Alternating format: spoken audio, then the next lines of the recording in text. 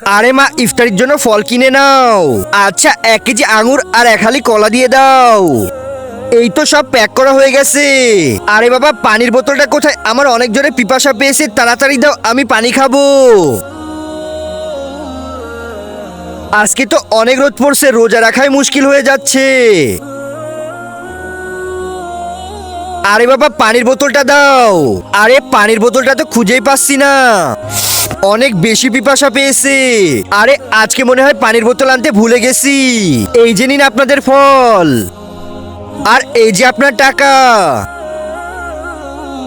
আরে বাবু, তোর পিপাসা পেয়েছিল না, এই যে এবার পানি খা। আরে বাবা, পানির বোতল তো এখানেই ছিল, তুমি বললে যে আনতে ভুলে গেছি, তুমি তখন আমাকে পানির বোতলটা দিলে না কেন? তার আগে সবাই তো দেখি না আজকের এই ভিডিওটিতে লাইক সাবস্ক্রাইব করে। আজকে দেখবো কয়জন এই শিক্ষামূলক ভিডিওটার জন্য একটি লাইক, একটি সাবস্ক্রাইব আর কমেন্ট বক্সে এই সুন্দর ইমোজিটা দিয়ে যায়। এইমাত্র যারা ফল কিনতে আসছিল তারা মুসলমান, তারা রোজায় ছিল। তখন যদি আমি তোকে পানির বোতলটা দিতাম তাহলে তুই তখনই পানি খেয়ে ফেলতি। আর একটা কথা সবসময় মনে রাখবে যে কোনো রোজাদার ব্যক্তির সামনে কোনো কিছু খাওয়া বা পান করা ঠিক নয়, কিন্তু এখন তুমি পানি খেতে পারো।